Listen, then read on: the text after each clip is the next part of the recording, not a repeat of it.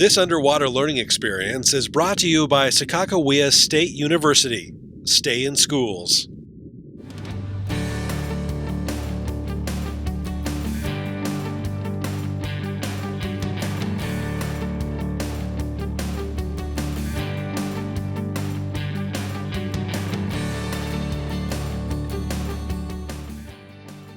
That's what we're looking for here.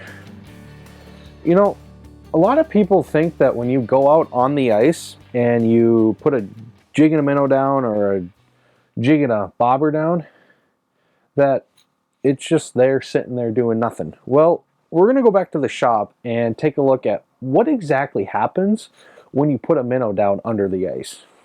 So now that we're here back at the office, let's take a look at a handful of ways that we like to rig our minnows.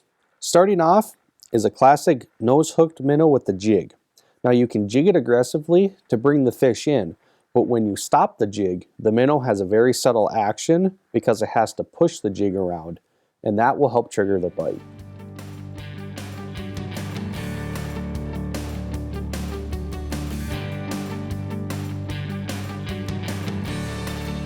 Now taking away the jig and using just a large plain hook, the minnow is going to get more movement and action. But again, because it has to push a big hook around, you're limiting its distance it can swim from the center of the hole.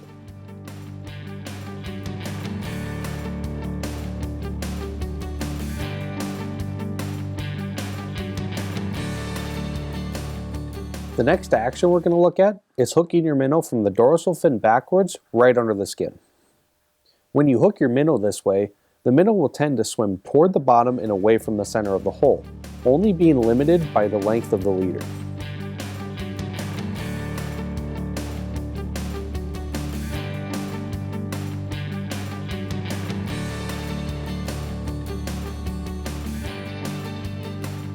Now by simply changing direction and pointing the hook forward, the minnow will tend to swim up from the bottom and away from the center of the hole, again, only being limited by the length of the leader.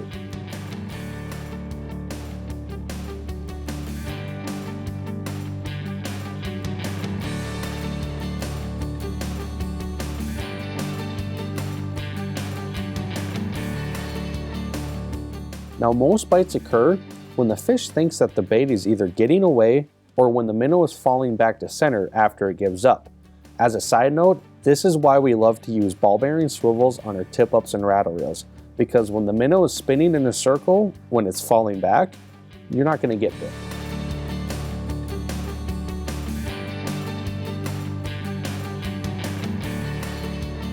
Now whether it's a jig or a hook, most people tend to think that tail hooking a minnow gives it the best action, but what's really happening is the minnow is just trying to swim straight down.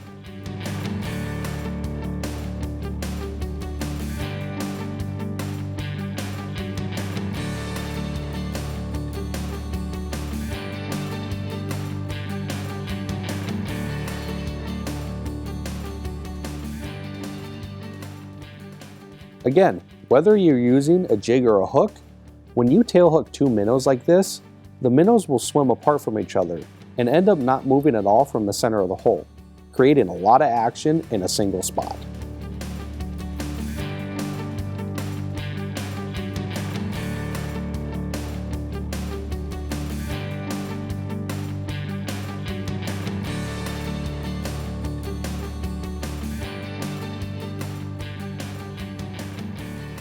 Now something we found pretty interesting with jigs and minnows is that jigs will tend to have the opposite effect that a hook does on a minnow's action.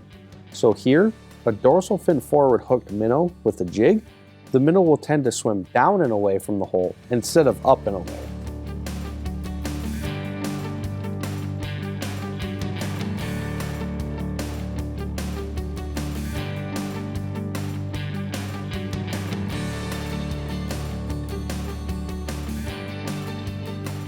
Now what you'll tend to find is that the fish will strike when the minnow starts to move or while it's falling back to the center.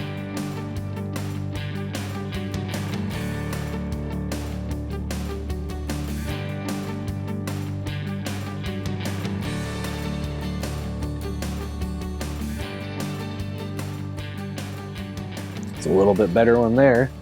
So the next time you're on the ice, pay attention to how exactly you hook your minnows and catch more fish.